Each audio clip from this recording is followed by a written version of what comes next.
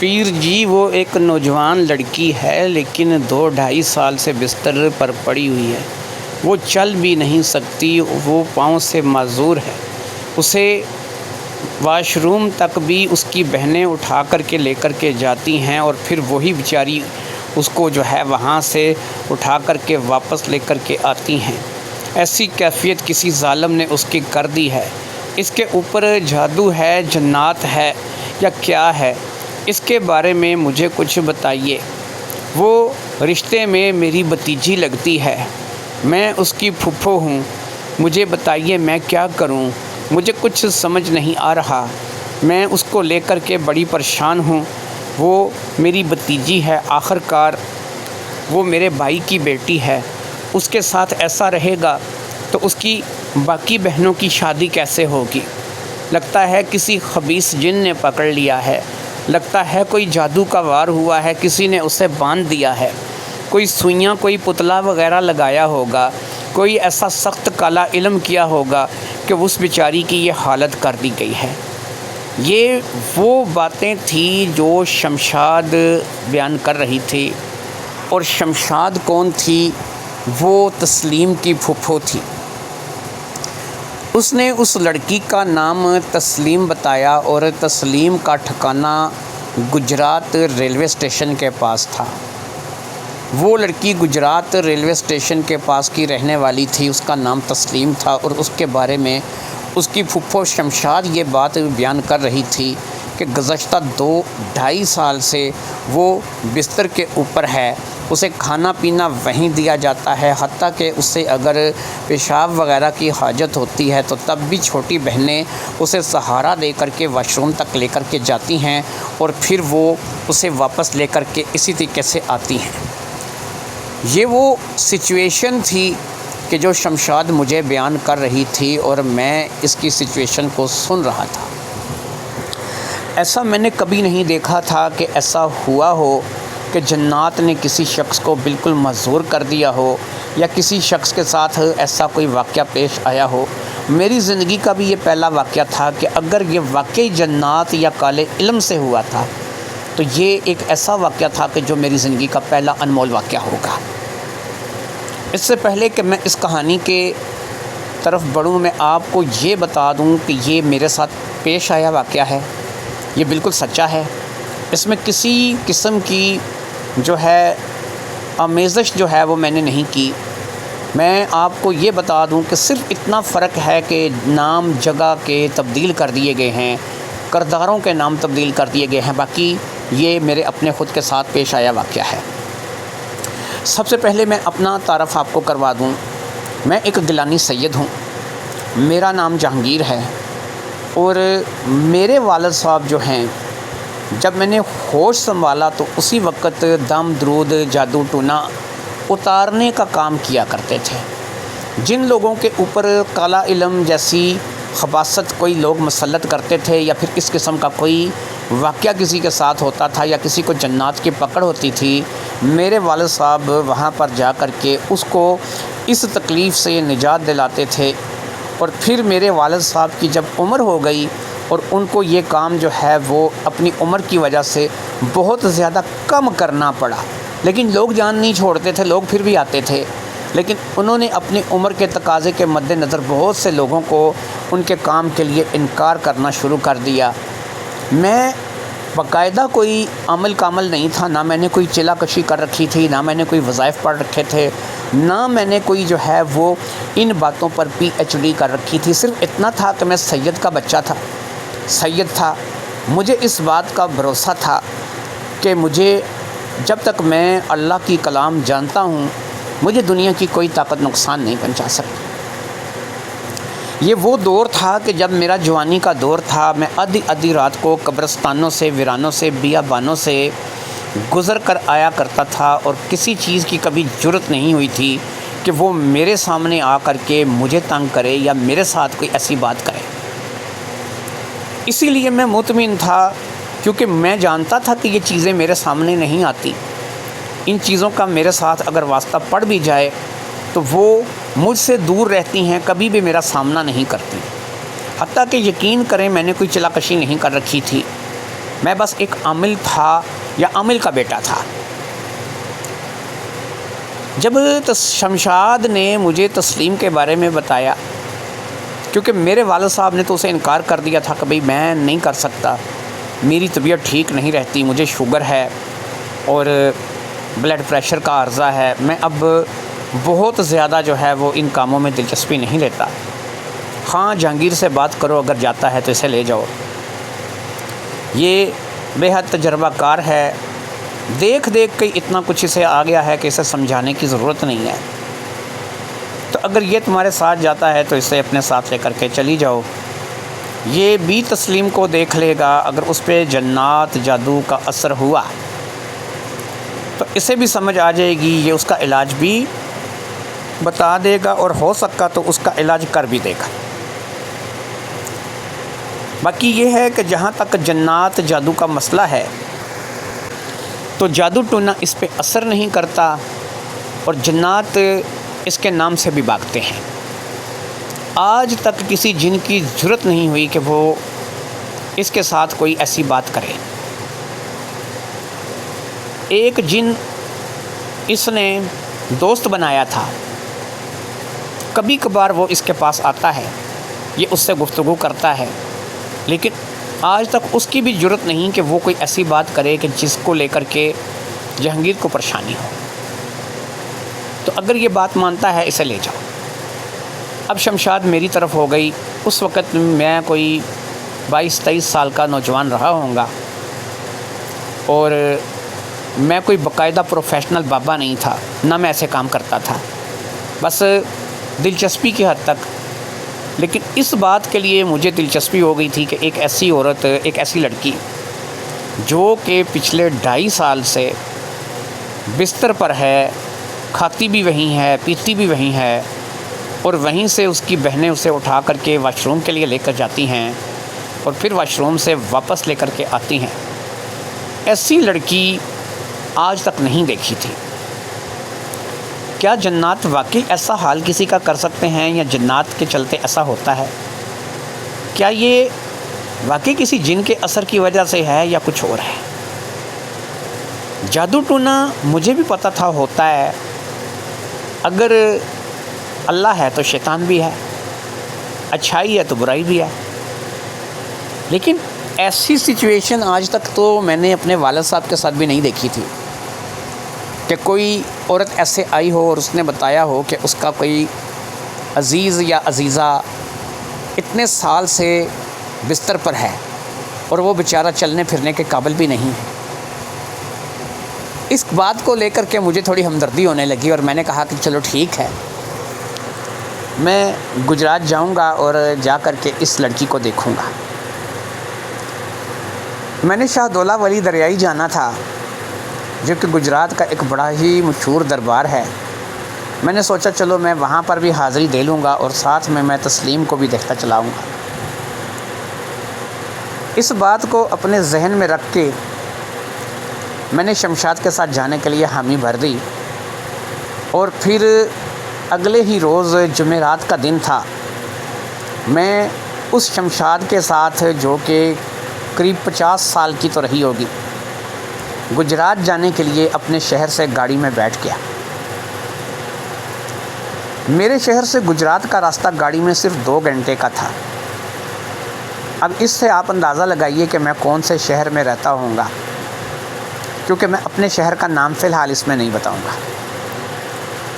2 گھنٹے کے بعد میں گجرات میں اتر گیا اور وہاں سے اتر کر میں اس عورت کے ساتھ جس کا نام شمشاد تھا، میں گجرات کے ریلوے اسٹیشن کی طرف بڑھنے لگا، جہاں پر ریلوے اسٹیشن کی بیک سائڈ پر ایک چھوٹا سا محلہ تھا۔ اس محلے میں ان لوگوں کی رہائش تھی۔ میرے بارے میں شمشاد نے انہیں اطلاع کر دی تھی۔ یہ وہ دور تھا کہ جب کی پیڈ والے موبائل 11-12 نوکیا 3310 وغیرہ کے ماڈل 11-12 11-10 وغیرہ کے چلتے تھے۔ اینڈرائڈ سسٹم، اینڈرائڈ موبائل اس قدر زیادہ جو ہے وہ عام نہیں ہوا تھا، اور ہم لوگ ایسے ہی موبائلوں کو زیادہ تر استعمال کیا کرتے تھے۔ خیر میں ریلوے اسٹیشن کو کراس کر کے بیک سائڈ پر جو محلہ تھا وہاں پر داخل ہو گیا۔ شمشاد کے ساتھ میں ان لوگوں کے گھر پہنچ گیا۔ وہاں پر جا کر کے پتہ چلا کہ جناب یہاں پر تو میری بڑی ہی آؤ بھگت کی تیاری ہو رہی ہے، میرے لیے کڑھائیاں بن رہی ہیں، مرغے روسٹ کیے جا رہے ہیں، پلاؤ بن رہے ہیں۔ اس قسم کی ایک بڑی مینیو تھی جو کہ ان لوگوں نے میرے لیے بنا کے رکھی ہوئی تھی۔ اور مزے کی بات یہ تھی کہ میں صرف مناسب سا کھاتا تھا، بہت زیادہ کھانے پینے کا شوقین نہیں تھا۔ ہو سکتا ہے کہ جو کڑھائی بن رہی تھی، جو مرغا روسٹ ہو رہا تھا، جو پلاؤ بن رہا تھا، تو اس میں سے بس تھوڑا تھوڑا میں لوں گا، لیکن ظاہری بات ہے میں اکیلا تھوڑی کھاؤں گا، گھر کے لوگ کھائیں گے۔ ویسے بھی پنجاب تھا، گجرات تھا، اور گجرات میں اور پنجاب میں ظاہری بات ہے کہ لوگ کھاتے ہیں اور دبا کر کھاتے ہیں۔ یہاں کے لوگ کھانے پینے کے شوقین ہیں، پانی ہلکا ہے، اس لیے یہ لوگ کھانے پینے کے لیے بہت مشہور ہیں۔ گجرات ہو، گجرانوالہ ہو یا لاہور ہو، ان جیسے علاقوں میں لوگ کھاتے زیادہ ہیں۔ وہی ہوا، سب سے پہلے تو جب ہم لوگ پہنچے تو دوپہر کا ٹائم تھا، مجھے روٹی دی گئی۔ میں نے ایک روٹی کے ساتھ تھوڑا سا سالن اور تھوڑے سے چاول کھائے۔ کولڈ ڈرنک میرے لیے رکھی گئی تھی، کولڈ ڈرنک پی کر کے اللہ کا شکر ادا کیا۔ اور اب میں نے انہیں کہا کہ تسلیم کہاں ہے، جس کام کے لیے میں آیا ہوں اس کام کو کروں، اس کے بعد میں شاہدولہ ولی دریائی جانا چاہتا ہوں، اور شاہدولہ ولی سے ہو کر کے پھر میں گھر کے لیے نکل جاؤں گا۔ شمشاد نے کیونکہ وہیں 2-4 دن رکنا تھا تو ظاہری بات ہے میں تو وہاں پہ نہیں رک سکتا تھا۔ دوسرا یہ ہے کہ شاہدولہ ولی جانے سے پہلے شاہ حسین محلہ ہے، وہاں پہ میری پھپھو کا گھر تھا۔ میں نے سوچا تھا کہ وہاں سے شاہ حسین کے روزے پر حاضری بھی دوں گا اور اپنی پھپھو سے بھی ملتا چلا جاؤں گا۔ شاہ حسین ایک چھوٹا سا دربار ہے جن کی کافی بڑی مشہور ہے، کافی پینے والی نہیں گانے والی، تو میں وہاں پر پھپھو کے گھر بھی تھوڑی دیر کے لیے جانا چاہتا تھا۔ اس لیے میں چاہتا تھا کہ جتنی جلدی ہو سکے تسلیم والا معاملہ نبیڑ لوں اور اس کو پتہ کروں کہ کیا ہے کیا نہیں ہے۔ خیر مجھے ایک کمرے میں لے جایا گیا جہاں پر تسلیم ایک بستر پر جو کہ ڈبل بیڈ تھا وہاں پر لیٹی ہوئی تھی۔ یہ ایک نوجوان لڑکی تھی جو کہ زیادہ سے زیادہ 25-26 سال کی رہی ہوگی۔ اسے دیکھ کر لگتا تھا کہ واقعی حسن ہے تو پنجاب میں ہے، انتہائی حسین و جمیل لڑکی، یہ موٹی موٹی آنکھیں چیروی، یہ پیارے پیارے نقش، تھوڑا سا گلائی میں چہرہ، قد کا اندازہ میں نے اس کے لیٹے لیٹے لگایا کہ 5.5 فٹ تک رہا ہوگا۔ جسم سلم سمارٹ تھا، ایک ایسی لڑکی جو کہ ایک بھرپور نوجوان لڑکی تھی۔ سلم سمارٹ جسم پر بھی 2 چیزیں ایسی تھیں کہ جو اپنی طرف توجہ مرکوز کرتی تھیں، بڑے بڑوں کا ایمان ڈگمگانے کے لیے کافی تھا۔ اس کی فرنٹ اور بیک دیکھنے کے قابل تھی، لیکن ظاہری بات ہے کہ میں یہاں پر فرنٹ بیک دیکھنے نہیں آیا تھا، میرے لیے وہ ایک مریضہ تھی اور میں اس کو دیکھنے کے لیے آیا تھا۔ لہٰذا میں نے سب سے پہلے اسے سلام کیا اور پھر میں نے اس سے پوچھا کہ آپ کو یہ کب سے ہے، کب سے آپ جو ہے وہ اس مرض میں مبتلا ہیں، کب سے جو ہے وہ آپ کو یہ تکلیف ہے، آپ چل نہیں پاتی؟ اس نے کہا قریب 2.5 سال ہو گئے۔ میں نے کہا اگر برا مت مانیے تو میں آپ کی ٹانگیں دیکھ سکتا ہوں۔ اس کی والدہ، اس کی بہنیں، حتیٰ کہ اس کا ایک بھائی بھی وہیں پر کھڑا تھا، ابو گھر پہ نہیں تھے لیکن بھائی بھی کھڑا تھا۔ میں نے کہا میں آپ کی ٹانگوں کو اس لیے نہیں دیکھنا چاہتا کہ مجھے آپ کی ٹانگوں کو نہارنے کا شوق ہے، آپ کی ٹانگیں اس لیے دیکھنا چاہتا ہوں کہ کیا یہ کمزور ہو چکی ہیں، کیا ان پہ وزن ڈال کر کھڑا نہیں ہوا جا سکتا، کیا آپ کے پیر اس قابل نہیں ہیں کہ وہ آپ کا وزن برداشت کر سکیں، آپ کے جسم کا وزن برداشت کر سکیں، جیسا کہ عموماً پولیو کے مرضوں میں لوگوں کو ہو جاتا ہے۔ اس نے کہا نہیں میرے ساتھ ایسا کچھ بھی نہیں ہے، میری ٹانگیں بالکل ٹھیک ٹھاک ہیں۔ میں نے کہا کہ آپ اپنی ٹانگوں کو ہلا سکتی ہیں؟ اس نے کہا نہیں مشکل ہے۔ میں نے کہا آپ کو آپ کی ٹانگوں پر اگر خارش کریں یا پھر آپ کی پاؤں پہ خارش کریں آپ کو محسوس ہوتا ہے؟ اس نے کہا ہاں ہوتا ہے۔ اب میں نے اس کے بھائی کی طرف دیکھا، میں نے کہا معظم صاحب اگر آپ برا نہ مانیے تو میں اس لڑکی کی ٹانگیں دیکھنا چاہوں گا، کیونکہ اگر واقعی کوئی روحانی مسئلہ ہے، کوئی علاج کرنا ہے تو اس سے پہلے مجھے یہ جاننا لازمی ہے کہ یہ مسئلہ روحانی ہے یا پھر جسمانی ہے۔ اگر یہ جسمانی مسئلہ ہے تو یہ پھر میرا مسئلہ نہیں ہے، یہ کسی ڈاکٹر حکیم کا مسئلہ ہے اور میں اس سے بالکل لا تعلق ہوں۔ معظم نے آگے بڑھ کر کے وہ چادر جو کہ اس نے اپنے اوپر لے رکھی تھی اس کو ہٹا دیا۔ چادر کے ہٹنے کے بعد ظاہری بات ہے کہ اس نے شلوار پہن رکھی تھی، وہ کوئی شلوار کے بغیر تو تھوڑی لیٹی ہوئی نہیں تھی، تو شلوار میں نے دیکھی جو کہ کالے رنگ کی اس نے اپنی قمیض کے ساتھ ملتی جلتی پہن رکھی تھی، اور اب اس کی ٹانگوں پر، اس کی پنڈلیوں پر میری نظر تھی، اور اس کی ٹانگیں، اس کی پنڈلیاں ماشاءاللہ سے ایک صحت مند لڑکی کی پنڈلیاں تھیں، ایسی پنڈلیاں تھیں کہ جنہیں دیکھ کر کے اندازہ لگایا جا سکتا تھا کہ یہ لڑکی نہ صرف کہ چل سکتی ہے، کھڑی ہو سکتی ہے، بلکہ بھاگ سکتی ہے۔ اب اتنا جمگٹا تھا، اتنے لوگ تھے جو کہ وہاں پر کھڑے تھے، ظاہری بات ہے کہ بہت سی ایسی باتیں ہوتی ہیں کہ جو ڈاکٹر اور مریض کا اپنا ذاتی پردہ ہوتی ہیں، اس لیے میں نے ان تمام لوگوں کو کوئی نہ کوئی کام، کوئی نہ کوئی بہانہ کر کے وہاں سے ہٹانا مناسب سمجھا۔ لیکن مسئلہ یہ ہوتا کہ اگر ایک کام کوئی ایک کرنے چاہتا تو دوسرا آ کر کھڑا ہو جاتا، دوسرا جاتا تو تیسرا آ کر کے کھڑا ہو جاتا۔ مجھے اس لڑکی سے اکیلے میں بات کرنے کا موقع ہی نہیں دیا جا رہا تھا۔ خیر، ہمارا ایک طریقہ کار ہوتا ہے کہ ہم انگلی، جو چیچی انگلی ہوتی ہے، اس کو یا انگوٹھا پکڑ کر کے پڑھائی کرتے ہیں۔ اگر کوئی انسان ایسا ہو کہ اس کے اوپر جنات کا اثر ہو یا جادو ٹونے کا اثر ہو تو اس میں ایک خاص کیفیت ظاہر ہوتی ہے، جو کہ ظاہری بات ہے کہ جب ہم پڑھائی کرتے ہیں ہمیں وہ تبدیلی پتہ چلتی ہے۔ لہٰذا میں نے آگے بڑھ کر کے اس کی چیچی انگلی پکڑ لی اور پھر میں نے پڑھائی شروع کی۔ میں جیسے جیسے پڑھتا چلا جا رہا تھا میں اس کے چہرے کو بغور دیکھتا چلا جا رہا تھا۔ نہ تو اس کے چہرے پر کوئی تبدیلی تھی، نہ اس کی کوئی پریشانی تھی، نہ اسے میرے پڑھنے سے کوئی تکلیف تھی، نہ کوئی کسی قسم کا کوئی ایسا واقعہ تھا کہ جو رونمار ہو رہا تھا۔ اب یہ دو وجہ سے ہو سکتا ہے، ایک اسے جنات کی کثر نہیں ہے، وہ کسی علم کی جکڑ میں ہے، کسی نے کالا علم کر کے اسے یا کوئی اور علم کر کے اسے باندھ رکھا ہے۔ ایسے میں بھی چہرے پر تبدیلی نہیں آتی، آنکھوں میں تبدیلی نہیں آتی اور مریض کسی قسم کی تکلیف محسوس نہیں کرتا۔ دوسری چیز جو تھی جو کہ مجھے پریشان کر رہی تھی وہ یہ تھی کہ اس کے اوپر کچھ ہے ہی نہیں ہے، یہ بالکل ٹھیک ٹھاک ہے، اس پہ کسی جنات کی، کسی جادو ٹونے کی، کسی بات کی کثر نہیں ہے۔ ایک تیسرا آپشن تھا جو کہ بڑا کم تھا کہ جن جس نے پکڑ رکھا ہے وہ مسلمان ہو، میں کلام پڑھ رہا ہوں، اسے میری کلام کا اثر نہ ہو، کیونکہ وہ بھی کلام کو ماننے والا ہو، وہ بھی کلام کو پڑھنے والا ہو، اور وہ بھی جو ہے وہ ایک پرہیزگار متقی جن ہو، اور جس کی وجہ سے وہ میری کلام کے پڑھنے نہ پڑھنے سے اسے کچھ فرق نہیں پڑ رہا، کچھ اثر نہیں ہو رہا۔ یہ چیز جو تھی یہ میرے ایک مائنڈ میں تھی کہ ایسا ہو سکتا ہے، لیکن اس کے امکان بڑے کم ہوتے ہیں۔ خیر، میں نے معظم سے، باقی لوگوں سے یہ درخواست کی کہ بھائی بات یہ ہے کہ میں نے پڑھائی کرنی ہے جو کہ گھنٹہ بھر جاری رہے گی، تبھی وہ جن حاضر ہوگا جو اس لڑکی کے ساتھ ہے۔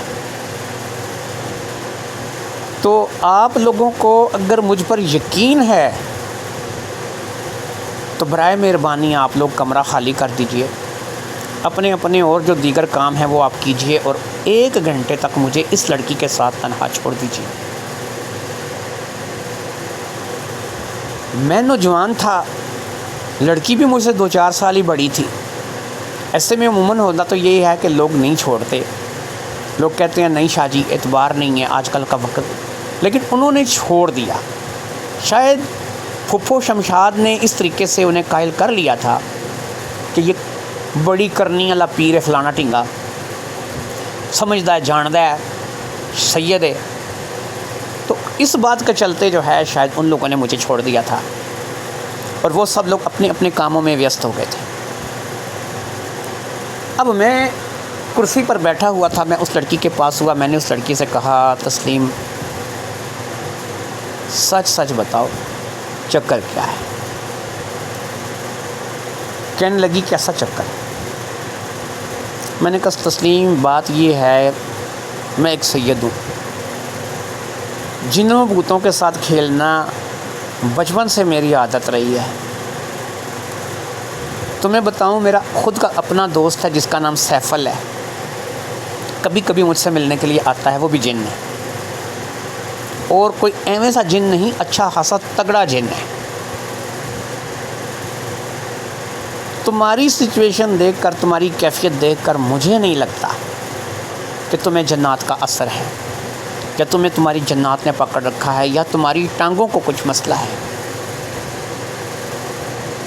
اس لیے میں وہ بات جاننا چاہتا ہوں، وہ بات سننا چاہتا ہوں جو تمہارے من کے اندر ہے۔ جادو ٹونا بھی تم پر نہیں لگتا یار، جادو ٹونا بھی اس طریقے سے اثر نہیں کرتا۔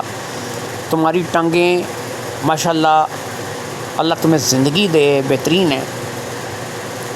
پھر کیا مسئلہ ہے کہ ان صحت مند ٹانگوں کے ساتھ، ان صحت مند پاؤں کے ساتھ تم کھڑی نہیں ہو پا رہی ہو، تم چل نہیں پا رہی ہو؟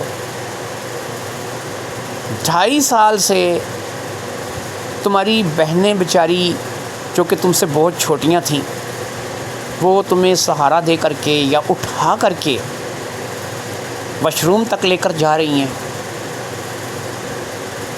وہاں سے تمہیں واپس لا رہی ہیں، تمہیں کپڑا جوتی سب کچھ یہاں پہ وہ بیچاری خود پہنا رہی ہیں۔ چلو کچھ تم خود بھی کرتی ہوگی، لیکن وہ سب کچھ تمہارے ساتھ ہو کے کر رہی ہیں۔ تسلیم حقیقت بیان کرو، میں حقیقت سننے آیا۔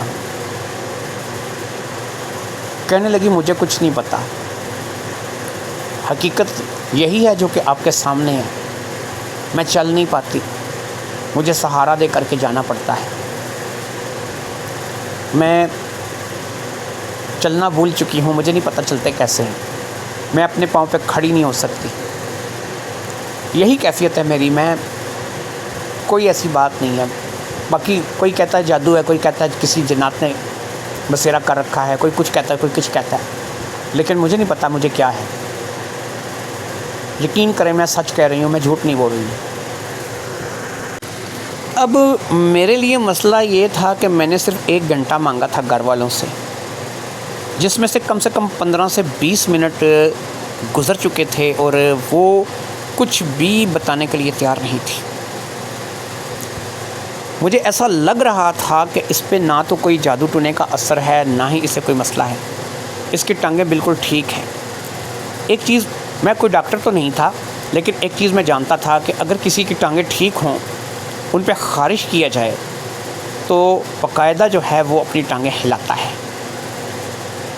اس نے بھی کہا تھا کہ اسے خارش کرو تو یہ اپنی ٹانگیں ہلاتی ہے، یعنی ٹانگوں میں جان تھی تو تبھی یہ ان کو ہلا پاتی تھی نا، اگر ٹانگوں میں جان نہیں تو یہ ان کو کیسے ہلائے گی؟ کچھ نہ کچھ تو چکر ہے، لیکن چکر کیا تھا سمجھ نہیں آ رہا تھا۔ بہنیں اس سے چھوٹی تھیں، لیکن مجھے بتایا گیا تھا کہ اس کی ایک بڑی بہن بھی ہے جس کا نام عذرا ہے، اور وہ یہیں اسی شہر میں بیائی گئی ہے۔ پھر عذرا جو ہے وہ یہاں پر اس وقت موجود بھی نہیں تھی۔ اب روپے پیسے کا چکر نہیں ہو سکتا تھا کہ یہ اچھا خاصا مکان تھا جہاں پر میں آیا تھا، اور ایک ایسی جگہ پر مکان تھا کہ اس کی مالیت اچھی خاصی تھی۔ ان کے پہناوے سے بھی یہ لگتا تھا کہ کھاتے پیتے لوگ ہیں۔ جن لوگوں نے میرے آنے کی خبر سن کے پلاؤ بنوا دیے، کڑاہیاں بنا دیں، ظاہری بات ہے وہ کھاتے پیتے لوگ ہی ہوں گے۔ کوئی اور چکر تھا، کیا ہو سکتا تھا؟ میں یہ سوچ رہا تھا اس لڑکی کے اس مزدوری کے پیچھے وجہ کیا تھی، راز کیا تھا، یہ میری سمجھ سے باہر تھا۔ پھر ایک ہلکا سا خیال میرے ذہن میں آیا کہ اس حد تک 2.5 سال سے اپنے آپ کو مزدور بنا کر کے رکھنا، اپنی ٹانگوں کو کہنا کہ ان میں اتنی جان ہی نہیں ہے کہ میں چل سکوں، یہ کسی معمولی بات کے لیے نہیں ہو سکتا۔ اب کسی لڑکی کے لیے کون سی بات ہے کہ جو معمولی نہ ہو اور بہت زیادہ ضروری ہو؟ کوئی ایسی بات جو کہ اس کے لیے بہت زیادہ ضروری ہو، اور وہ بات بس آج کے دور کے مطابق سے عشق اور مشق کے علاوہ اور کچھ نہیں ہو سکتی۔ کوئی ایسا عشق کہ جو اس نے کیا ہو اور اس عشق کا روگ اس نے اپنے آپ کو لگا لیا ہو۔ کیا ایسا ہو سکتا ہے کہ اسے کسی سے محبت رہی ہو، یا اب بھی یہ کسی سے محبت کرتی ہو؟ ایسے میں گھر والوں نے ولن کا کردار ادا کیا ہو اور اس نے کہا ہو اچھا ایسی بات ہے تو پھر تم لوگوں کو لینے کے دینے پڑ جائیں گے، اور پھر اس نے یہ ناٹک شروع کیا ہو۔ میرے من کے اندر یہ بات آ رہی تھی، کیونکہ ہمارے پاس بہت سے ایسے لوگ، بہت سے ایسے کیس لے کر کے آتے تھے کہ جو زیادہ تر عاشقی مشوقی سے متعلق ہوتے تھے، حتیٰ کہ ایسے کام ہم لوگ کرتے نہیں تھے، نہ ہمیں ان کاموں سے کوئی زیادہ دلچسپی تھی، نہ مجھے ایسے کاموں کا تجربہ تھا۔ سوچا میں نے کہ چلو اب ایسا ہے کہ اندھیرے میں ایک تیر چلا کے دیکھتے ہیں، اگر اس نے نشانے پہ لگ گیا تو ٹھیک ہے، نہ تو نہ صحیح۔ لہٰذا میں نے تسلیم سے کہا، میں نے کہا تسلیم ایک بات بولوں، انسان تمہیں جنات تو ہے نہیں ہے، یہ میں تمہیں کنفرم بتا رہا ہوں، جادو ٹونے کا بھی پتہ نہیں ہے، جادو ٹونے میں بھی ایسے حالات نہیں ہوتے جیسے تم بتا رہی ہو۔ پتہ نہیں مجھے کیوں لگتا ہے کہ یہ معاملات کچھ عشق کے ہیں۔ جیسے ہی میں نے اپنے منہ سے یہ لفظ ادا کیا، وہ ایک دم سے چونکی اور چونک کر اس نے میری طرف دیکھا، بس چوری پکڑی گئی۔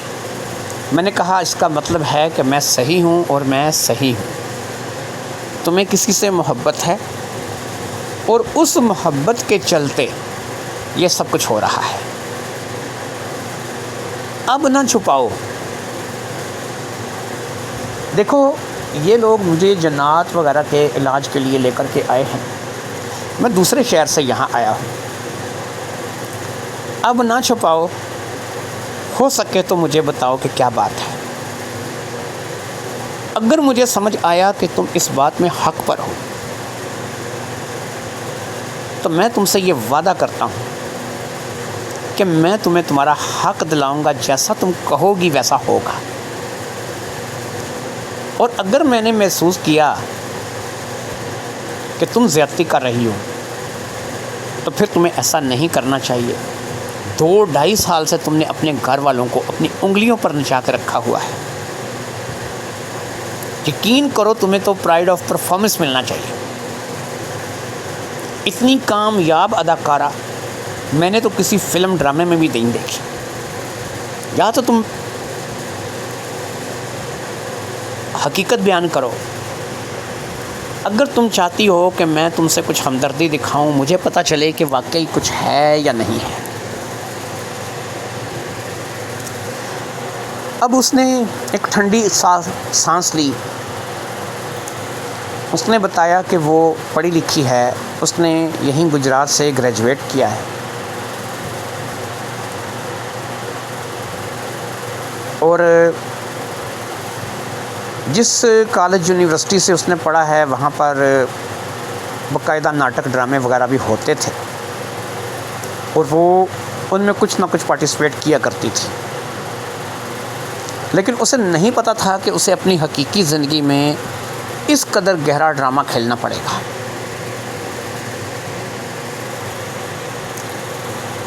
وہ بولنے لگی تھی، اب میں سن رہا تھا، میں چاہتا تھا کہ وہ اپنے اندر کی بڑاس نکالے۔ اب اس نے بتایا کہ جس کالج میں وہ پڑھتی تھی وہاں پر ایک جبار نام کا لڑکا پڑھتا تھا. وہ جبار کے ساتھ محبت کرنے لگی اور جبار بھی اس کے ساتھ محبت کرنے لگا. یہ محبت جسمانی قرابت تک پہنچ گئی. دونوں میں جسمانی قربت ہو گئی اور اب دونوں پہ اس بات کا لازم و ملزوم تھا کہ دونوں کی شادی ہو جاتی. ایسے میں اس نے تسلیم نے جبار کو کہا کہ وہ اس کے گھر میں رشتہ بھیجے. وہ غیر لوگوں میں تھے، ان کے اپنے نہیں تھے. جبار نے اپنا رشتہ تسلیم کے لیے بھیجا تو معظم اور معظم کے والد خالد صاحب نے یہ کہہ کر کے رشتہ ٹھکرا دیا کہ یہ شادی اس لیے نہیں ہو سکتی کہ تسلیم سے بڑی زاہدہ ہے جو کہ ابھی بیٹھی ہوئی ہے. زاہدہ تسلیم سے بڑی بہن تھی اور ابھی تک غیر شادی شدہ تھی اور لگ بھگ اس وقت 26-27 سال کی تھی. جب خالد صاحب اور معظم اس بارے میں آنے والوں کو تسلیم کے رشتے کے لیے انکار کیا، ساتھ ہی ساتھ خالد صاحب کی جبار کے والد کے ساتھ درینہ شناسائی نکل آئی. وہ ان کے دوست نکل آئے. انور بیگ صاحب جو تھے جبار کے والد، وہ خالد صاحب کے دوست نکل آئے. اب خالد صاحب نے یعنی کہ تسلیم کے والد نے انہیں یہی کہا کہ بھئی تم میرے دوست ہو، انکار نہیں بنتا، لیکن دیکھو کہ بڑی بیٹی کے ہوتے ہوئے چھوٹی بیٹی کا رشتہ کیسے کر دوں. بھئی برادری والا ہوں، برادری کے لوگ کیا کہیں گے. ایسے میں شمشاد پھپھو آگے آئی اور اس نے کہا کہ دیکھو بھی بات یہ ہے کہ تم بڑی بیٹی کا ہی رشتہ کر دو تو بہتر ہے نا، انہیں زاہدہ دے دو. تسلیم کے لیے میں اپنے بیٹے ارشد کا سوال کرتی ہوں. میرا بیٹا ارشد جو کہ اس وقت ماشاءاللہ سے پڑھ رہا ہے تو وہ ایک بہترین رشتہ ہے اور میں چاہتی ہوں کہ تسلیم میری بہو بنے. جبار اب اپنے گھر والوں کو یہ نہیں بتا کر لایا تھا کہ تسلیم کے ساتھ اس کی قرابت داری کس نوعیت کی ہے، کہاں تک بات پہنچ چکی ہے. بس اس نے دبی دبی زبان میں اپنے والدین کے سامنے زاہدہ کے ساتھ رشتہ کرنے سے انکار کیا تھا، جسے انور بیگ صاحب نے جھٹلا دیا تھا. اور انور بیگ نے کہا تھا کہ مسئلہ تو یہ ہے کہ تم تسلیم کے لیے یہاں پر خواہش مند ہو، وہ تمہارے ساتھ کالج میں پڑھتی ہے، صرف اتنا ہے کہ تم اسے جانتے ہو. کل کو زاہدہ کے ساتھ تمہاری شادی ہوگی تو تم اسے بھی جاننے لگو گے. انور صاحب تھوڑے سخت مزاج تھے اور جبار کی ان کے آگے نہیں چلتی تھی. وہ بس منہ میں ممیا کر کے رہ گیا. اس نے رحم طلب نظروں سے اپنی والدہ کی طرف دیکھا، لیکن اس کی والدہ بھی اس وقت اس کے باپ کا ساتھ دے رہی تھی، کیونکہ زاہدہ بھی کسی طور پر کم نہیں تھی.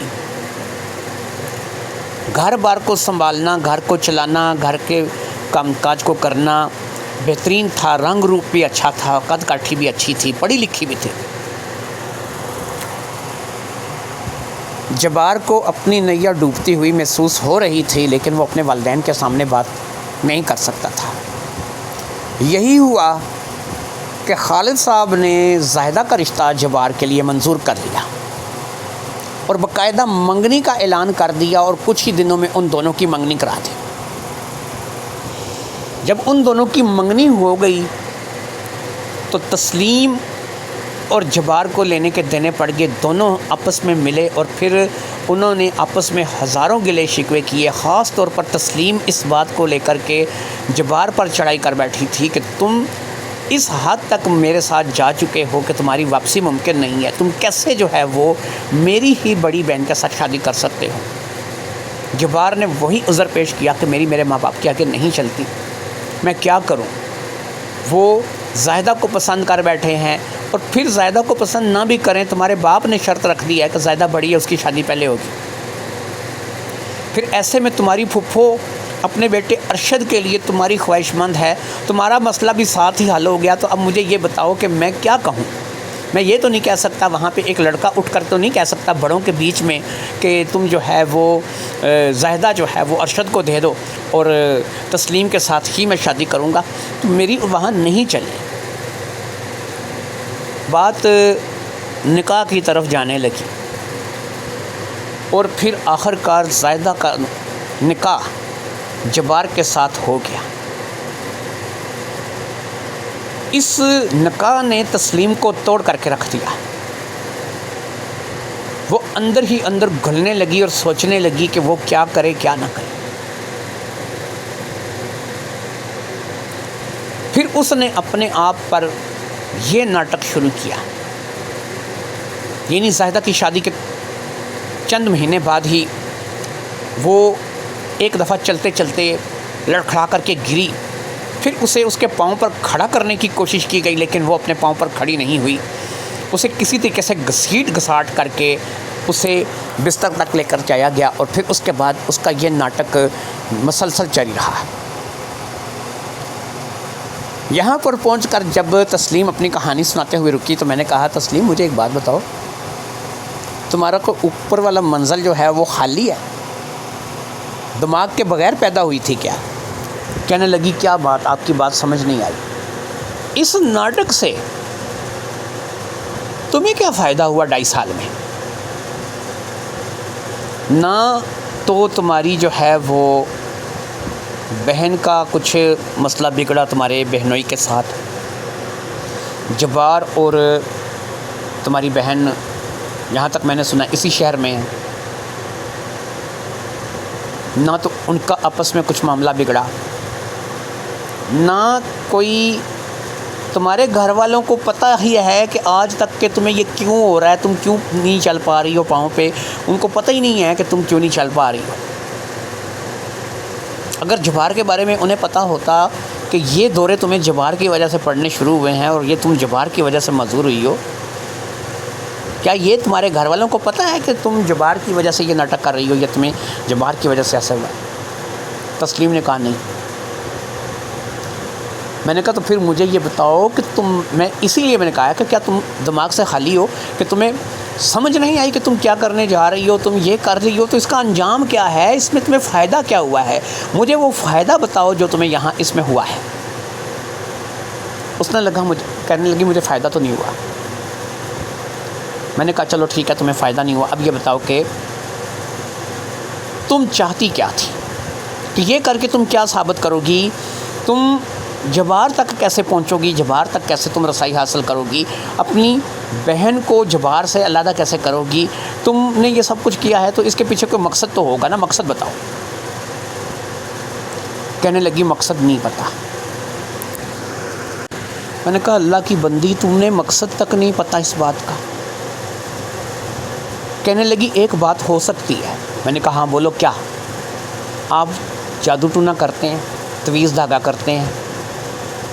میں نے کہا ہاں کرتا ہوں گا، تم آگے بات کرو۔ آپ ایسا کریں کہ جبار زاہدہ کو چھوڑ دیں اور میرے گھر والے میرا رشتہ جبار کے ساتھ کرنے کے لیے مان جائیں۔ شاید آج ہی کے دن کے لیے، اسی دن کے لیے میں یہ ناٹک کر رہی تھی 2.5 سال سے۔ میں نے کہا ایک بات بتاؤ، اس 2.5 سال میں تمہیں اور کوئی نہیں ملا کہ جو آیا ہو یہاں پر بیٹھا ہو جس نے تم سے اس بارے میں بات کی ہو؟ اس نے کہا نہیں، کوئی لاٹھیاں لے کر آتے تھے پیٹتے تھے، کوئی جھاڑو مارتے تھے، ٹھیک ہے، کوئی کہتے تھے سخت کالا علم ہے جس میں جکڑی ہوئی ہے یہ لڑکی، یہ ہو گیا وہ ہو گیا، ہدیہ دیں گے، نذرانہ دیں گے، یہ کریں وہ کریں گے، تو یہی کچھ کرتے تھے۔ آج تک کوئی ایسا نہیں ہے کہ جس نے اس بارے میں بات کی ہو۔ میں نے کہا چلو اچھا ٹھیک ہے، میں نے تمہیں اس بارے میں بات کر لی، اب مجھے یہ بتاؤ، تم چاہتی ہو کہ میں تمہاری بہن کو طلاق دلواؤں اور تمہارے گھر والوں کو اس بات پر آمادہ کروں کہ تمہارے گھر والے جو ہیں وہ تمہاری شادی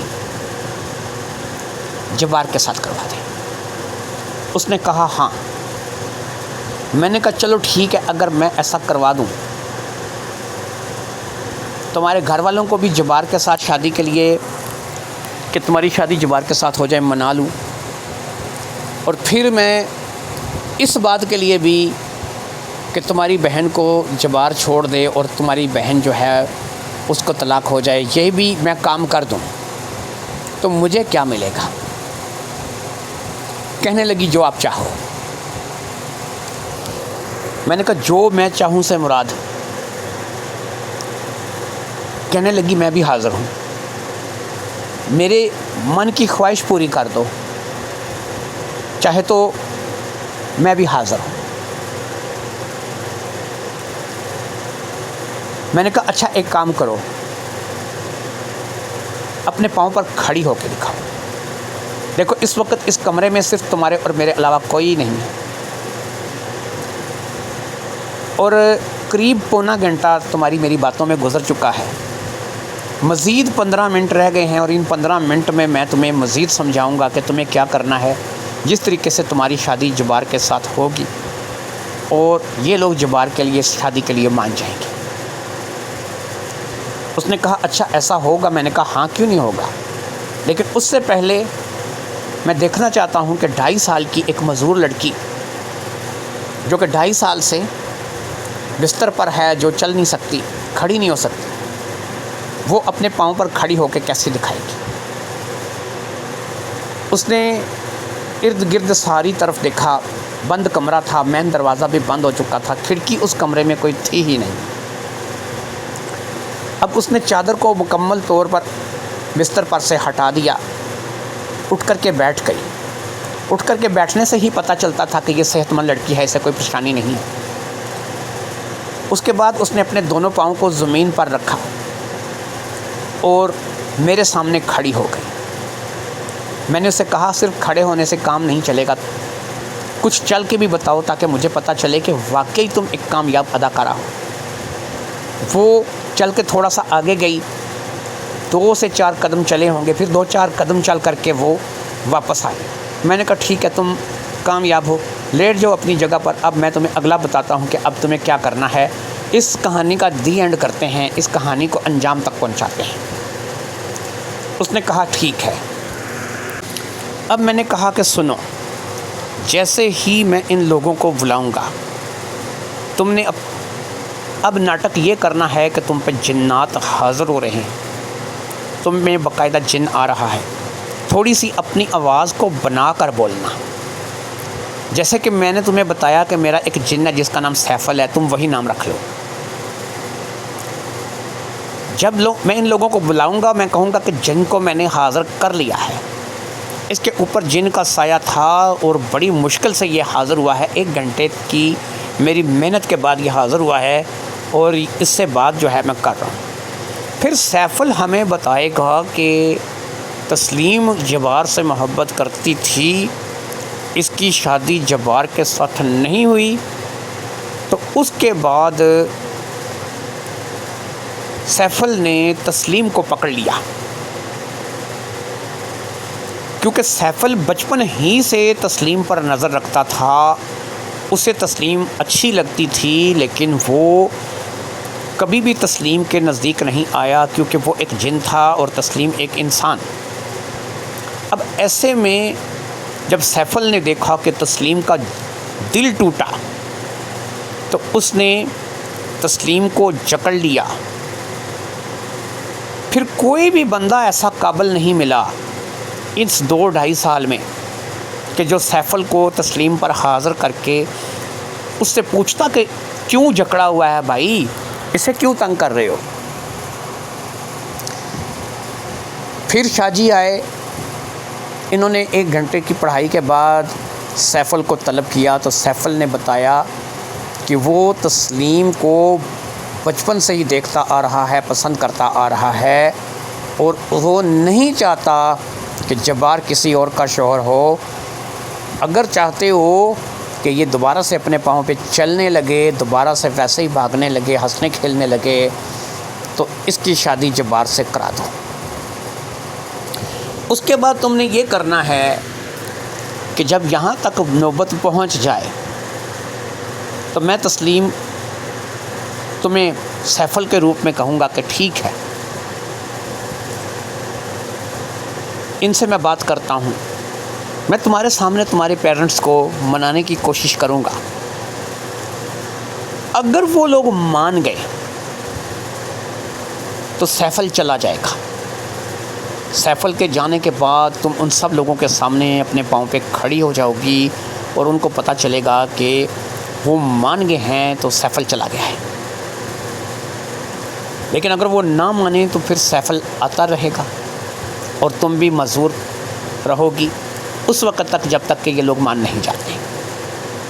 سیفل اسی شکل میں جائے گا کہ جب یہ لوگ مانیں گے۔ جب یہ لوگ مان جائیں گے سیفل چلا جائے گا۔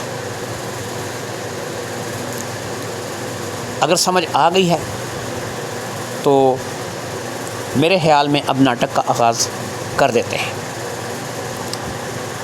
اس نے کہا ٹھیک ہے، میں سمجھ چکی ہوں۔ میں نے کہا سارا اسکرپٹ یاد ہے؟ اس نے کہا ہاں یاد ہے، مجھے مت سکھاؤ، میں ایک اداکارہ ہوں اور مجھے کام کرنا آتا ہے۔ اب میں نے آواز لگائی اور اس کے پریوار کے جتنے بھی لوگ تھے سب اس کمرے میں آنے لگے۔ دروازہ کھول دیا گیا تھا اور سب لوگ جو ہے وہاں پر آ کر کے اکٹھے ہو گئے تھے۔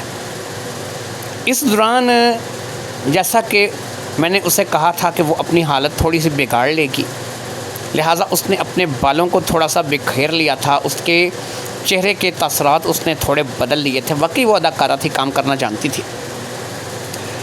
اب میں نے موزم کو اور ان کی بہنوں کو اور جو والدہ ان کی تھی، میں نے ان سے کہا کہ جناب ایسا ہے، 1 گھنٹے کی پڑھائی کی محنت کے بعد میں نے اس جن کو حاضر کیا ہے اور اس جن کا نام سیفل ہے۔ اب یہ سیفل جو ہے، یہ جو بات مجھے بتا رہا ہے یہ بات بڑی عجیب ہے۔ اس سے پہلے کہ ہم سیفل سے بات کریں، پہلے میں آپ کو بتاؤں کہ اس کی معذوری کی وجہ کیا ہے، یہ کیوں نہیں چل پا رہی اور اس کے پیچھے کیا راز ہے۔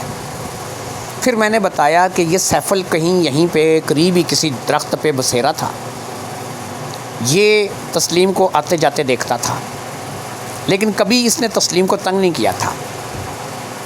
پھر ایسا ہوا کہ تسلیم کسی لڑکے سے محبت کرنے لگی اور اس بات کا سیفل کو پتہ چلا۔ اس نے دیکھا کہ یہ اس لڑکے کے لیے بہت زیادہ سنجیدہ ہے، لیکن پھر ایسا ہوا کہ اس لڑکے کی شادی کسی اور لڑکی سے ہو گئی۔ جس لڑکی سے اس کی شادی ہوئی وہ اور کوئی نہیں، تسلیم کی بڑی بہن تھی۔ ایسے میں سیفل نے تسلیم کو پکڑ لیا، اسے جکڑ لیا۔ اس لیے نہیں کہ وہ تسلیم کو کوئی نقصان پہنچانا چاہتا تھا، بس اس کی جکڑن کی وجہ سے یہ چلنے پھرنے سے معذور ہو گئی۔ پھر ہزاروں لوگ آئے، بہت سے لوگ آئے جہاں پہ آپ لوگوں نے اسے دکھایا، لیکن کوئی بھی کبھی بھی سیفل کو حاضر نہیں کر پایا۔ اگر کوئی سیفل کو حاضر کرتا تو سیفل اسے بتاتا کہ اس نے اسے کیوں پکڑا ہے اور اس کے پیچھے مقصد کیا ہے۔ کسی نے سیفل کو حاضر کیا ہی نہیں، بلایا ہی نہیں۔ اب سیفل کو میں نے حاضر کیا ہے تو مقصد اسی کے منہ سے سن لیتے ہیں کہ یہ کیا چاہتا ہے۔ لہٰذا میں نے اب فیصل کو مخاطب کیا، میں نے کہا سیفل بولو، کیا چاہتے ہو؟ تمہارا مقصد کیا ہے؟ اس لڑکی کو پکڑنے کے پیچھے تم کیا چاہتے ہو؟ میں تسلیم کو چھوڑ دوں گا، اس نے ڈرامائی انداز میں کہا، لیکن اس کے لیے ضروری ہے کہ تسلیم کی شادی جبار سے کراؤ۔ اگر تم اس بات کے لیے اقرار کرتے ہو کہ تسلیم کی شادی جبار سے کراؤ گے تو میں وعدہ کرتا ہوں کہ میں اسے چھوڑ دوں گا اور یہ اپنے پاؤں پر چلنے لگے گی۔ یہ بات تمام ہی لوگوں کو ایسے سن کر کے جیسے سانپ سونگھ گیا تھا، کوئی بھی نہیں تھا کہ جو اس بات کی حامی بھرے۔ لہٰذا اب بات اس بات پہ ڈال دی گئی کہ تمہارے ابو آئیں گے تو ان سے بات کرے گی۔ کیونکہ یہ فیصلہ تمہارے ابو کر سکتے ہیں، اور دوسرا یہ ہے کہ تمہاری شادی جبار سے کیسے کروا سکتے ہیں کہ وہ تمہاری بڑی بہن کا شوہر ہے اور تمہاری بڑی بہن اس کے ایک بچے کی ماں ہے۔ اب سیف نے کہا میں کچھ نہیں جانتا، میں صرف اتنا جانتا ہوں کہ جس روز تسلیم کا نکاح جبار سے ہوگا میں ہمیشہ ہمیشہ کے لیے یہاں سے چلا جاؤں گا، اور اگر تسلیم کا نکاح جبار سے نہیں ہوگا تو میں یہیں پر رہوں گا۔ اب میں نے کہا جناب ایسا ہے کہ خالد صاحب تو کہیں رات کو واپس آئیں گے، میں رات تک یہاں کہاں لٹکا رہوں گا، مجھے اپنے گھر واپس جانا ہے۔ میں نے ابھی شاہدولہ ولی دریائے اسلام بھی کرنا ہے، اس کے بعد گھر واپس جانا ہے اور اپنی پھپھو کے گھر بھی جانا ہے۔ آپ لوگوں نے جو فیصلہ کرنا ہے خود ہی کچھ فیصلہ کیجئے۔ میں نے کہا معظم صاحب آپ ہی کچھ فیصلہ کیجئے، آپ اس گھر کے بڑے بیٹے ہیں۔ معظم کہنے لگا سر بات یہ ہے کہ میں اس فیصلے کو نہیں کر سکتا، ہمارے گھر میں جو بھی حکم چلتا ہے وہ ابو کا چلتا ہے، ابو کے ہوتے کوئی ایسی بات نہیں کی جا سکتی۔ پھر دوسری بات یہ ہے کہ ایک بیٹی کا گھر اجاڑ کر کے دوسری کا کیسے بسایا جا سکتا ہے۔ اب اس سے پہلے کہ میں جواب دیتا پھر سیف بول پڑا، اس نے کہا ٹھیک ہے پھر بھگتو۔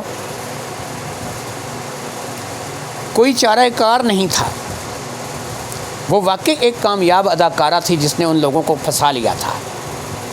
پہلے اس کی زندگی کا کوئی مقصد نہیں تھا، لیکن میرے آنے سے اسے مقصد مل گیا تھا، اسی لیے اس نے اسی بات کو کھل کھیلنے کا فیصلہ کر لیا تھا۔ خیر ان لوگوں نے آپس میں صلاح مشورہ شروع کر دیا، اور صلاح مشورے سے یہ بات ان لوگوں نے قبول کی کہ ابو کو فون کرتے ہیں، ان کو گھر بلا لیتے ہیں، وہ کام چھوڑ کر کے آ جائیں گے، انہیں بتائیں گے کہ شاہ جی نے آپ کو بلایا ہے اور جلدی آ جائیں، بہت ضروری کام ہے۔ وہ بھی گجرات شہر میں ہی کہیں کام کرتے تھے، زیادہ سے زیادہ 1 گھنٹے کے اندر انہوں نے آ جانا تھا۔ میرا ٹائم ویسے ضائع ہو رہا تھا، مجھے اپنی پھوپھو کے گھر بھی جانا تھا اور شاہدولہ ولی دریائی بھی جانا تھا، لیکن میں دونوں ہی جگہ سے جانے کے لیے بیٹھا ہوا تھا۔ اس وقت 4 بج چکے تھے اور مجھے اپنے گھر بھی واپس لوٹنا تھا اور یہ دونوں کام بھی کرنے تھے۔ ویسے تو میں پھوپھو کے گھر رات کو رک سکتا تھا، میری پھوپھو کا گھر تھا، پھر یہی ہے کہ مجھے ابو کو فون کر کے اطلاع کرنی پڑے گی کہ میں رات کو پھوپھو صابرہ کے گھر رک گیا ہوں، اب میں صبح ہی آؤں گا۔ یہ دوسرا آپشن تھا جو میں نے ذہن میں سوچ لیا تھا کہ اگر میں لیٹ ہو گیا تو پھوپھو کے گھر رک جاؤں گا۔ خیر 1 گھنٹے سے پہلے ہی ابو آن ٹپکے۔ وہ ایک ادھیڑ عمر آدمی تھا جس کے چہرے پر گھنی داڑھی تھی، اس نے نظر کی اینک لگا رکھی تھی، مونچھیں اس نے صاف کروا رکھی تھی، سر پہ ٹوپی اس کے نمازی ہونے کی دلیل تھی، اس کے چہرے پر نشان، اس کے ماتھے پر نشان جو کہ اس کے نمازی ہونے کی دلیل تھا۔ اس نے سفید رنگ کا سلوار سوٹ پہن رکھا تھا۔ وہ آ کر کے بڑی ہی گرم جوشی کے ساتھ مجھ سے ملا اور پھر وہ وہیں اسی کمرے میں بیٹھ گیا۔ سیف ابھی تک گیا نہیں تھا، سیف اپنے پورے رنگ ڈنگ کے ساتھ وہاں پر موجود تھا۔ پھر اس کے بعد وہ گفتگو شروع ہو گئی کہ ظاہری بات ہے کہ جو سیف بھی جس میں شامل تھا، میں بھی جس میں شامل تھا، اور پھر وہ لوگ بھی اس میں شامل تھے۔ اب اس گفتگو کا لب لباب یہ تھا کہ خالد صاحب نے فیصلہ سنا دیا کہ نہیں، کچھ بھی ہو جائے میں زاہدہ کا گھر برباد نہیں کروں گا۔ اگر تسلیم اس بات پہ ٹھیک ہوتی ہے کہ جبار اس کے ساتھ آ کے نکاح کرے اور یہ جبار کے ساتھ نکاح کرے، تو یاد رکھو کہ مجھے ایسا نکاح نہیں چاہیے۔ میں اپنی ایک بیٹی کا گھر اجاڑ کر کے دوسری بیٹی کا گھر آباد نہیں کر سکتا۔ میں نے کہا کہ چلو آپ ایک کام کریں، میں آپ کو ایک طریقہ بتاتا ہوں۔ خالد صاحب کہنے لگے کیسا طریقہ؟ میں نے کہا آپ ایک کام کریں گے، جب میں آپ کو جو کہوں گا اب آپ سارے لوگ اس بات کو تسلیم کریں گے۔ اس نے کہا ٹھیک ہے، اگر میری سمجھ میں آئے گا تو میں ضرور مانوں گا۔ میں نے کہا دیکھیے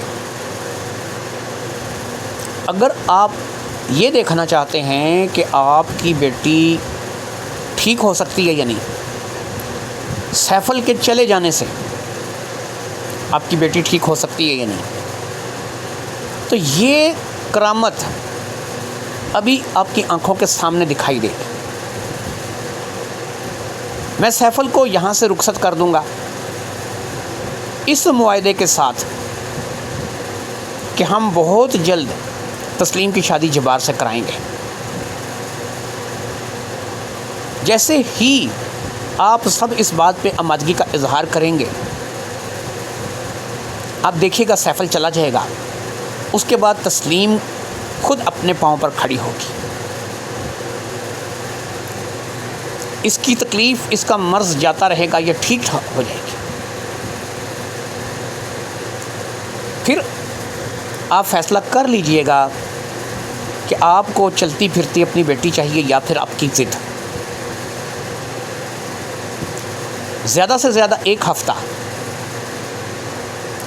ہفتے کے بعد اگر آپ نے فیصلہ تسلیم کے حق میں نہ کیا، سیفل واپس آ جائے گا اور پھر آپ کی بیٹی کی وہی حالت ہو جائے گی جو پہلے ہے۔ اب اتنی بات کر کے میں تسلیم کی طرف مڑا، میں نے کہا ہاں سیفل، کیا کہتے ہو، کیا میں یہ معاہدہ ان کے ساتھ کر لوں؟ ایک ہفتے کے لیے اس بچی کی جان چھوڑ دو۔ اگر انہوں نے ایک ہفتے کے اندر جبار کے ساتھ رابطہ کر کے تسلیم کی شادی کی بات کر دی تو تم ہمیشہ کے لیے چلے جانا،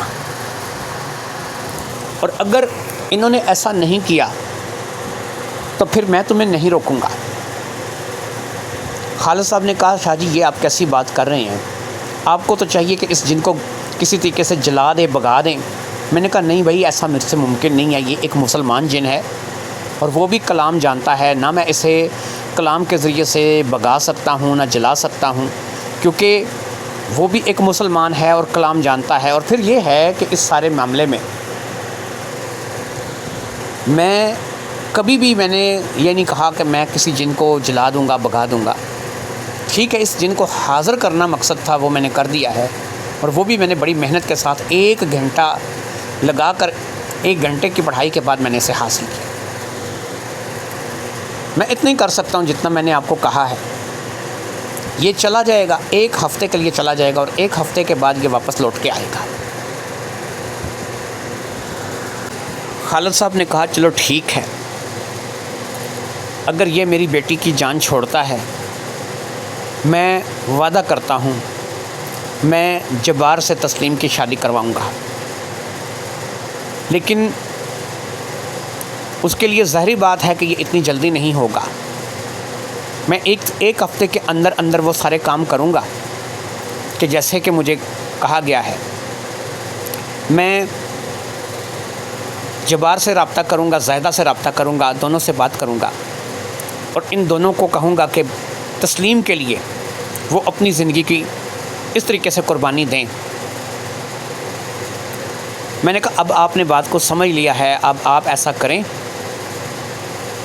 کہ میں سیفل کو رخصت کرتا ہوں اور تھوڑی ہی دیر میں آپ کی بیٹی اپنے پاؤں پر کھڑی ہوگی۔ ان سب لوگوں کو میں نے ایک طرف ہٹنے کے لیے کہا، اور پھر میں نے جناب ایسے ہی دکھاوے کے لیے تسلیم کا ہاتھ پکڑ لیا، اور اب میں نے تسلیم سے بڑی ہی دھیمی آواز میں کہا، میں نے کہا تسلیم تمہیں سمجھ آتی ہے اس بات کی؟ کہتی ہے یہ لوگ مکر جائیں گے، ایسا نہیں کریں گے۔ میں نے کہا وہ اگر ہو گیا، مکر گئے، تو 1 ہفتے بعد تم دوبارہ سیفل بن جانا۔ کہنے لگی ٹھیک ہے۔ اب میں نے اس کے ساتھ معاہدہ کیا اور سیفل کو رخصت کر دیا۔ جیسے ہی سیفل رخصت ہوا، تھوڑی سی کپ کپی کے بعد تسلیم ٹھیک ہو گئی۔ اب میں نے کہا کہ ایسا کرو کہ تسلیم کو سہارا دے کر کے کھڑا کرو۔ دونوں بہنیں جو کہ اسے پیشاب وغیرہ کراتی تھیں وہ آگے ہوئیں، انہوں نے اسے دونوں بازوؤں سے پکڑ کر کے سہارا دے کر کے کھڑا کیا۔ سہارا دے کر کے کھڑا کر کے وہ دونوں سائیڈ پر ہو گئیں۔ اس بار نہ وہ لڑکھڑائی نہ وہ گری، وہ ایک جگہ پر سٹل کھڑی ہو گئی۔ اس نے آنکھیں بند کر رکھی تھیں اور تھوڑی دیر تک وہ ایسے ہی منہ میں کچھ بڑبڑاتی رہی۔ کمال کی اداکارہ تھی، وہ ایک دم سے اس ساری بات کو ختم نہیں کرنا چاہتی تھی۔ تھوڑی دیر تک وہ کھڑی رہی، پھر میں نے اسے کہا تسلیم ہمت کرو، قدم اٹھاؤ۔ اس نے دھیرے دھیرے سے بیبی سٹیپ لے کر کے اپنے قدم اٹھائے۔ اس نے اپنے آپ کو تھوڑا سا آگے کیا۔ گھر والوں کے چہرے پر خوشی تھی، رونق تھی۔ جو 2.5 سال سے بیوقوف بنے ہوئے تھے وہ اس وقت اپنی بیٹی کو تھوڑا تھوڑا چلتا دیکھ رہے تھے۔ پھر تھوڑی ہی دیر میں وہ کافی حد تک بہتر چلنے لگی۔ جب وہ صحیح چلنے لگی، دونوں بہنوں نے آگے بڑھ کر اسے گلے سے لگا لیا۔ سب سے زیادہ مصیبت ان بیچاریوں کو پڑی ہوئی تھی، کیونکہ وہی اسے واش روم تک لے کر کے جاتی تھیں، غسل کرواتی تھیں اور واپس لے کر کے آتی تھیں، کپڑے بدلنے میں مدد کرواتی تھیں۔ اسی لیے سب سے زیادہ وہ خوش تھی۔ خالد صاحب کے چہرے پر بھی میں نے خوشی دیکھی تھی اور ان کی آنکھوں میں نے آنسو بھی دیکھے تھے۔ موزم بھی خوش تھا اور شمشاد پھپھو جو مجھے لے کر کے آئی تھی اس کی تو خوشی دیدنی تھی۔ اسے اس بات سے اعتراض ضرور تھا کہ وہ جبار کے لیے خواہش مند تھی اور اس کے بیٹے ارشد کو گھاس نہیں ڈال رہی تھی، لیکن وہ اس بات کو لے کر بھی مطمئن تھی کہ چلو کسی بہانے یہ لڑکی اپنے پاؤں پر چلنے کے قابل تو ہوگی۔ مجھے ان لوگوں نے اچھی دعاؤں کے ساتھ رخصت کر دیا۔ ایک کپڑوں کا جوڑا اور 500 روپے نقدی انہوں نے مجھے اس ٹائم پہ دیے۔ میں وہ پیسے لے کر کے اور وہ نقدی لے کر کے اور وہ جوڑا لے کر کے وہاں سے نکل آیا۔ اچھا، یہ جوڑا جو تھا ظاہری بات ہے کہ انہوں نے مجھے پہننے کے لیے دیا تھا، لیکن میں آپ کو ایک چیز بتاتا ہوں کہ سید جو ہیں وہ زکوٰۃ، فطرانہ، صدقہ شدقہ نہیں لیتے۔ یہ ہدیے کے طور پر انہوں نے مجھے دیا تھا، یہ ہدیہ تھا۔ یہ رقم بھی مجھے ہدیہ کی گئی تھی اور وہ کپڑے بھی مجھے ہدیہ کیے گئے تھے۔ ہدیہ میں قبول کر سکتا تھا، صدقہ خیرات، زکوٰۃ، فطرانہ میں نہیں لے سکتا، سید یہ نہیں لیتے۔ اب میں وہاں سے اپنی پھپھو کے گھر آ گیا۔ شاہ حسین کا سلام میں نے کر لیا تھا، کیونکہ میری پھپھو شاہ حسین محلے میں ہی رہتی تھی، اور شاہ دولہ ولی دریائی کا سلام میں نے اگلے دن پہ ڈال دیا تھا۔ اگلے دن ویسے بھی جمعۃ المبارک تھا، اس لیے میں شاہ دولہ ولی اپنی پھپھو اور اپنی پھپھو کی فیملی کے ساتھ جانے کا ارادہ رکھتا تھا۔ میری ترکیب کارگر تھی کہ 1 ہفتے تک سیفل نے نہیں آنا تھا اور اس لڑکی نے چل پھر کر کے اپنا وقت گزارنا تھا۔ ان لوگوں نے میرا خصوصی شکریہ ادا کیا تھا کہ ان کی بیٹی چلنے لگی تھی۔ میں حیران اس بات پہ تھا کہ اس لڑکی نے بہت برا کیا اپنے والدین کے ساتھ، اپنی بہنوں کے ساتھ، اپنی ماں کے ساتھ۔ جن لوگوں نے پالا پوسا سب کچھ کیا، ان کے ساتھ پچھلے 2.5 سال سے یہ سلوک کر رہی تھی۔ خیر، اب یہ ڈراپ سین ہونے والا تھا، کوئی مسئلہ نہیں تھا۔ بہت جلد اس مسئلے کا، اس کھیل کا ڈراپ سین ہونے والا تھا۔ اگلے روز میں اپنی پھپھو کے ساتھ شاہ دولہ ولی دریائی چلا گیا اور پھر وہاں سے میں واپس اپنے گھر کے لیے روانہ ہو گیا۔ میں اپنے گھر واپس آ گیا تھا۔ 1 ہفتہ خیریت سے گزر گیا۔ اب ظاہری بات ہے کہ جبار کہاں زائدہ کو چھوڑنے والا تھا، یا پھر زائدہ اسے طلاق لینے والی تھی۔ ان کے ایک بچہ تھا، 2 فیملیوں کے درمیان یہ گفتگو تھی، کیسے ہو سکتا تھا؟ مجھے پتہ تھا یہ نہیں ہوگا، اور خالد صاحب نے بھی اس وقت صرف اس لیے کہ چلو بچی چل پڑے کہہ دیا تھا۔ 1 ہفتے کے بعد مجھے شمشاد نے جوائن کیا، جو کہ پھپھو تھی۔ اس نے کہا جناب علی آپ نے فوری طور پر گجرات چلنا ہے میرے ساتھ۔ میں نے کہا جی گجرات جانے کا مقصد؟ اس نے کہا کہ تسلیم کو پھر جن آ گیا ہے، وہ بیچاری اب پھر مزدور ہو گئی ہے، پھر وہ چل نہیں پا رہی ہے، اس کی ٹانگیں مڑ گئی ہیں، وہ گر گئی ہے چلتے چلتے، اور اس طریقے سے جو ہے اس کی بہنوں نے اسے اٹھا کر کے بستر پہ ڈالا ہے۔ تو آپ کو جو ہے وہ خالد صاحب اور موزم صاحب یاد کر رہے ہیں۔ میں نے کہا ایسا کریں کہ آپ مجھے لے جانے کی بجائے نا میری موزم صاحب سے اور خالد صاحب سے بات کروا دیں۔ اس نے نمبر ملا کے فون میرے ہاتھ میں پکڑا دیا۔ میں نے فون پکڑا، میں نے کہا موزم صاحب، خالد صاحب، کون بات کر رہا ہے آپ میں سے؟ میں خالد بول رہا ہوں، تسلیم کا والد۔ شاہ جی ان کا نا دوبارہ بچی کا وہی حال ہو گیا ہے، وہ اب پہلے سے بھی زیادہ جو ہے نا، وہ پہلے تو تھوڑی بہت بہتر تھی، اب تو اس سے بھی زیادہ جو ہے نا، اب تو اسے کبھی کبھی جن بھی آتا ہے اور وہ سر پٹکتی ہے، کبھی کیا کرتی ہے کبھی کیا کرتی ہے، آوازیں بدل لیتی ہے، پتہ نہیں۔ میں نے کہا خالد صاحب تسلی سے میری بات سنیے، آپ کی بیٹی کے ساتھ نہ تو کوئی جن ہے اور نہ ہی آپ کی بیٹی کوئی بیمار ہے۔ میری بات سن کے خالد کو سانپ سونگ گیا، اس نے کہا یہ کیسے ہو سکتا ہے شاہ جی، 2.5 سال ہو گئے ہیں، آپ کیا کہہ رہے ہیں، مجھے آپ کی بات سمجھ نہیں آ رہی۔ میں نے کہا سنیں میں آپ کو ایک چیز بتاتا ہوں، میں خود تو نہیں آ سکوں گا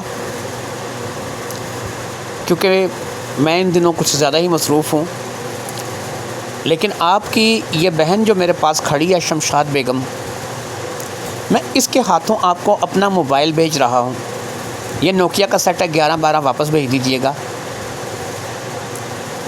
جب تسلیم نے مجھے اپنے بارے میں بتانا شروع کیا تھا، جب میں نے ان سب لوگوں کو کمرے سے نکال دیا تھا اور میں اور تسلیم کمرے میں رہ گئے تھے، اس وقت سے لے کر جب تک میں آپ کے گھر سے نکلا نہیں تھا، اس وقت کی ریکارڈنگ اس موبائل کے اندر موجود ہے۔ ہاں اس دوران میں نے ریکارڈنگ کو کہیں کہیں سٹاپ کر کے دوبارہ چلایا ہے، خاص طور پر اس وقت کہ جب کو آپ کو فون کیا گیا تھا اور آپ نے آنے میں 1 گھنٹہ لگانا تھا، تو اس 1 گھنٹے کے لیے میں نے ریکارڈنگ روک دی تھی، اور پھر جب آپ آئے تھے تو میں نے اس ریکارڈنگ کو دوبارہ سے چلا دیا تھا۔ یہ بہت اچھی وائس ریکارڈنگ ہوئی ہے۔ تسلیم کیا کہہ رہی ہے، آپ کیا کہہ رہے ہیں، معظم کیا کہہ رہا ہے، لڑکیاں بچیاں کیا کہہ رہی ہیں، والدہ تسلیم کی کیا کہہ رہی ہیں، جو بھی کچھ ہے وہ اس میں ہے۔ تو یہ موبائل میں شمشاد بیگم کے ہاتھ بھیج دیتا ہوں، بڑے ہی احتیاط سے سارا کچھ سن لیجئے گا۔ اس کے بعد جب یہ سن لیں گے تو امید کرتا ہوں کہ آپ کو یہ جن نکالنے کا طریقہ آ جائے گا۔ ظاہری بات ہے کہ ایسے جن ڈنڈوں سے نکلتے ہیں، اس کا کوئی اور طریقہ کار نہیں ہوتا۔ میں نے شمشاد بیگم کو اپنا وہ موبائل دے دیا جو کہ 1112 تھا، اور اس میں میں نے مکمل وائس ریکارڈنگ کر رکھی تھی اور میں کئی بار سن چکا تھا، بڑی صاف ریکارڈنگ ہوئی تھی۔ وہ اس موبائل کو لے کر کے گجرات چلی گئی، پھر 3 دن کے بعد میری اس کی ملاقات ہوئی۔ 3 دن کے بعد میں اس کے گھر گیا تو میں نے اس سے موبائل مانگا، ارشد ہی آیا تھا، اس نے مجھے موبائل دیا، اس نے کہا کہ اصل میں امی جب بھی ادھر جاتی ہیں 1-2 دن رہ کے آتی ہیں، تو امی آج ہی واپس آئی ہیں۔ وہ موبائل میں نے ارشد سے لے لیا تھا۔ شمشاد سے میں نے پوچھا تو اس نے کہا کہ وکٹری وہ چلنے لگی ہے اپنے پاؤں پر، اور سیفل بھی چلا گیا ہے۔ میں نے کہا دیکھا نا، میں نے کہا تھا کہ ایسے علاج ڈنڈوں سے ہوتے ہیں، اس کے علاوہ اور کوئی علاج نہیں تھا۔ پتہ نہیں میں نے صحیح کیا یا غلط کیا، لیکن میں جبار اور اس کی بہن کا گھر نہیں اجاڑ سکتا تھا، میں نہیں چاہتا تھا۔